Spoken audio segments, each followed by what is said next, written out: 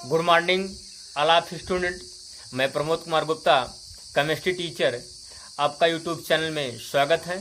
बच्चों, क्लास 12 की केमिस्ट्री के रासायनिक बलगतिकी अर्थात केमिकल काइनेटिक्स चैप्टर में मैं आप लोगों को 2 लेक्चर दे चुका हूं।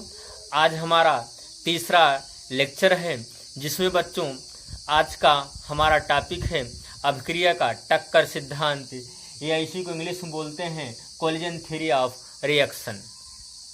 टक्कर मीन्स आप जानते हैं, टक्कर मीन्स क्या होता है? टकराना, आपस में क्या करना? लड़ना। सिंपल वे में आप लोग जानते हैं।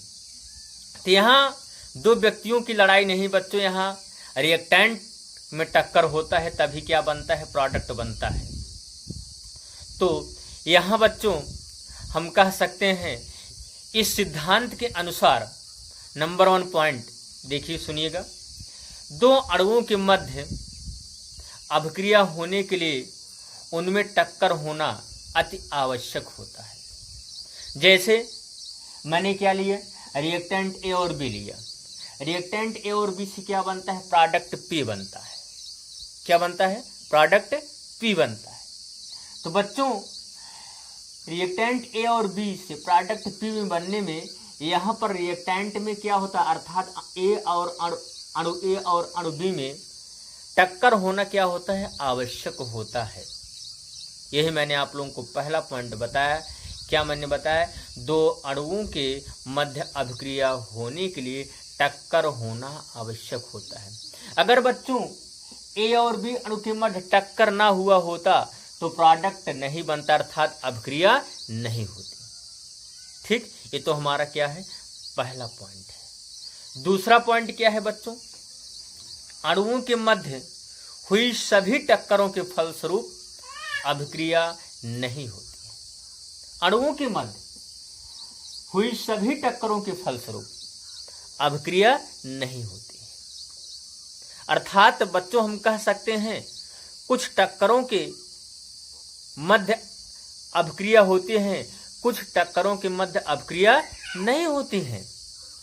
तो बच्चों, जिन टक्करों के फलस्वरूप अभिक्रिया होती है उन्हें हम प्रभावी टक्कर कहते हैं। क्या कहते हैं? प्रभावी टक्कर कहते हैं। तो बच्चों, तो यहां देखें आप लोग, जिन टक्करों के फलस्वरूप अभिक्रिया होती है उन्हें क्या कहते हैं? प्रभावी टक्कर कहते हैं। तो हम कह सकते हैं बच्चों, कुल टक्करों की संख्या की तुलना में जो प्रभावी टक्करों की संख्या होती है वो क्या होती है? कम होती है। क्या होती है? कम होती है। ये तो हमारा बच्चों कौन सा पॉइंट हो गया? दूसरा पॉइंट हो गया। अब हमारा तीसरा पॉइंट क्या कहता है? तीसरा पॉइंट क्या है बच्चों? हम कह सकते हैं अणुओं के मध्य, क्या? अणुओं के मध्य, ए और बी अणुओं के मध्य हम कह सकते हैं, चाहे जो भी अणु हो, ए और बी अणुओं के मध्य अर्थात रिएक्टेंट अणुओं के मध्य, अणुओं के मध्य प्रभावी टक्कर होने के लिए, इनमें दोनों में क्या टक्कर होने के लिए टकराने से पूर्व अभिकारक अणुओं में, टकराने से पूर्व, टकराने से पहले अभिकारक अणुओं में औसत ऊर्जा से अधिक एक निश्चित ऊर्जा का होना अति आवश्यक होता है। बच्चों, जब रिएक्टेंट में निश्चित ऊर्जा से अधिक ऊर्जा होगी उसमें, तभी रिएक्टेंट अणुओं में क्या होगा? टक्कर होगा। तो मैंने वही बताया आप लोगों से, अभिकारक अणुओं में उनकी औसत ऊर्जा से अधिक एक निश्चित ऊर्जा का होना अर्थात उपस्थित होना आवश्यक होता है। ऐसी ऊर्जा को हम संक्रियण ऊर्जा बोलते हैं, जिसे इंग्लिश में बोलते हैं एक्टिवेशन एनर्जी कहते हैं। क्या कहते हैं? Activation energy. बच्चों, इस टॉपिक में जो कि इंपॉर्टेंट तथ्य है, शॉर्ट नोट में पूछा जाता है, एक्टिवेशन एनर्जी किसे कहते हैं? संक्रियण ऊर्जा किसे कहते हैं? तो अब आप लोग संकीर्ण ऊर्जा की परिभाषा सुन लीजिएगा, अर्थात एक्टिवेशन एनर्जी की डेफिनेशन सुन लीजिएगा बच्चों। वीडियो को रोक कर लिख भी लीजिएगा। देखिए, अभिकारक अणुओं की डेफिनेशन सुनिएगा आप लोग। अभिकारक अणुओं की औसत ऊर्जा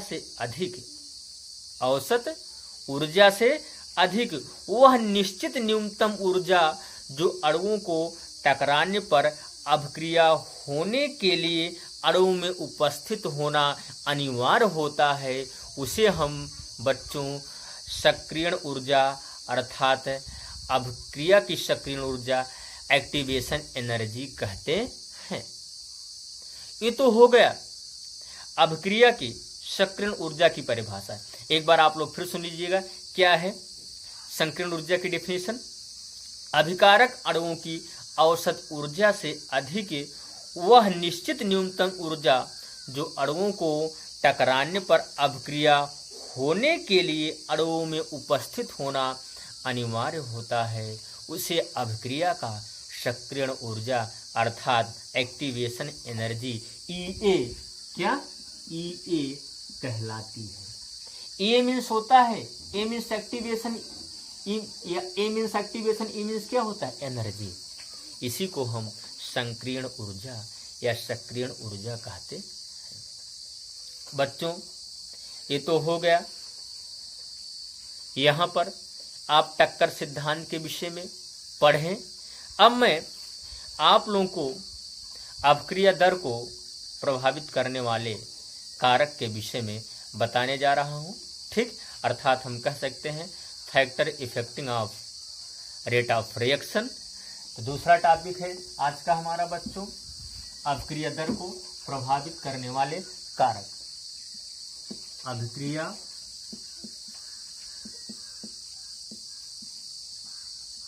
दर को प्रभावित करने वाले कारक। इसको हम इंग्लिश में बोलते हैं बच्चों factor affecting of rate, factor affecting rate of reaction, rate of reaction. बच्चों अब आज का हम दूसरा टॉपिक क्या पढ़ने जा रहे हैं? अभिक्रिया दर को प्रभावित करने वाले कारक। यह हम factor affecting rate of reaction के विषय में पढ़ने जा रहे हैं। बच्चों अभिक्रिया दर को प्रभावित करने वाले निम्नलिखित कारक होते हैं, जैसे सांद्रता परिवर्तन का प्रभाव, ताप परिवर्तन का प्रभाव, उत्प्रेरक परिवर्तन का प्रभाव। अब आप एक एक करके इन परिवर्तनों के प्रभावों का आप अध्ययन करेंगे। देखिएगा, सबसे पहले मैं बताऊंगा आप लोगों को अभिक्रिया दर पर सांद्रता परिवर्तन का प्रभाव। पहला फैक्टर हमारा है बच्चों अभिक्रिया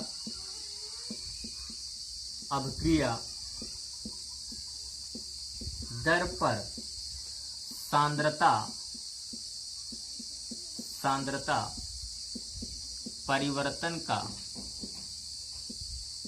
परिवर्तन का प्रभाव। ये हमारा पहला पॉइंट, आप लोग ध्यान से सुनिएगा। देखिए बच्चों, निश्चित ताप पर अभिकारकों की सांद्रता बढ़ाने पर अभिक्रिया की दर बढ़ जाती है। अगर बच्चों जैसे यहां हम रिएक्टेंट ए और बी से क्या बना था? प्रोडक्ट पी बना था। अगर हम इस रिएक्टेंट में, ये हमारा ये क्या है? अभिकारक है ए और बी। अगर हम इन दोनों की सांद्रता क्या करते हैं? बढ़ाते हैं, तो बच्चों जो पी प्रोडक्ट होता है अधिक मात्रा में बनता है। जब ये अधिक मात्रा में बनेगा बच्चों, तो इस अभिक्रिया की दर क्या हो जाएगी? बढ़ जाएगी। तो हम कह सकते हैं बच्चों निश्चित ताप पर अभिकारकों की सांद्रता बढ़ाने पर अभिक्रिया की दर बढ़ जाती है। क्यों बढ़ती है? क्योंकि अभिकारक अणुओं की संख्या जो होती है, इन अणुओं की जो संख्या होती है प्रति लीटर बढ़ जाने के मध्य, जो अणुओं के मध्य जो टक्करों की कुल संख्या होती है वह प्रति सेकंड क्या हो जाती है? बढ़ जाती है। अगर बच्चों अभिकारक की सांद्रता बढ़ाते हैं इनके अणुओं की संख्या बढ़ेगी। जब बच्चों नो डाउट अणुओं की संख्या बढ़ेगी तो उनमें कोलिजन जो होता है अर्थात जो टक्कर होता है उसकी मात्रा क्या हो जाती है, बढ़ जाती है। ये तो आपका क्या हो गया, पहला पॉइंट हो गया। अब मैं आप लोग दूसरा पॉइंट बताने जा रहा हूं, अभिक्रिया दर पर ताप परिवर्तन का प्रभाव। दूसरा फैक्टर इफेक्ट है बच्चों अभिक्रिया दर पर ताप परिवर्तन का प्रभाव। ताप परिवर्तन का प्रभाव देखिए, अभिक्रिया दर पर ताप परिवर्तन का प्रभाव कैसे करता है प्रभावित ताप। तो बच्चों हम कह सकते हैं अभिकारकों की निश्चित सांद्रता पर अभिक्रिया का ताप बढ़ाने से बच्चों अभिक्रिया की दर बढ़ जाती है, क्योंकि बच्चों ताप वृद्धि से अभिकारक अणुओं की संक्रियण अणुओं का अंश बढ़ जाता है। जैसे बच्चों हम ताप बढ़ाते हैं तो कोई भी अणु होता है वो टूटने लगता है। जब अणु टूटेगा तो नो डाउट अणुओं की संख्या क्या हो जाती है, बढ़ जाती है। अब आप जानते हैं जब अणुओं की संख्या बढ़ जाती है तब क्रिया की दर भी क्या हो जाती है, बढ़ जाती है। टक्कर ज्यादा होगा तो अभिक्रिया के अणुओं की संख्या बढ़ेगी, तब क्रिया की दर क्या होगी बच्चों, बढ़ जाएगी। ये हो गया आप लोगों का क्या, अभिक्रिया दर पर ताप परिवर्तन का प्रभाव। अब मैं आप लोगों को तीसरा पॉइंट बताने जा रहा हूं बच्चों, अभिक्रिया दर पर उत्प्रेरक का प्रभाव। अभिक्रिया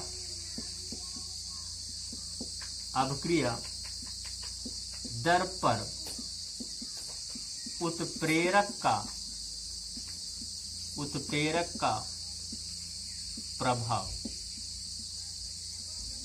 अब तीसरा पॉइंट क्या है, अभिक्रिया दर पर उत्प्रेरक का प्रभाव। बच्चों उत्प्रेरक की उपस्थिति में अभिक्रिया की दर बढ़ जाती है बच्चों, क्योंकि उत्प्रेरक की उपस्थिति के कारण अभिक्रिया की संक्रियण ऊर्जा Ea का मान, अभिक्रिया की संक्रियण ऊर्जा Ea का मान कम कर देता है, जिससे सक्रिय अणुओं अर्थात एक्टिवेशन अणुओं की संख्या क्या हो जाती है, बढ़ जाती है। बच्चों आज के लिए बस इतना ही। मैं आप लोगों को अगले टर्न पर वेग स्थिरांक के विषय में और अभिक्रिया दर या दर समीकरण के विषय में बताऊंगा। Thank you. जय हिंद, जय भारत।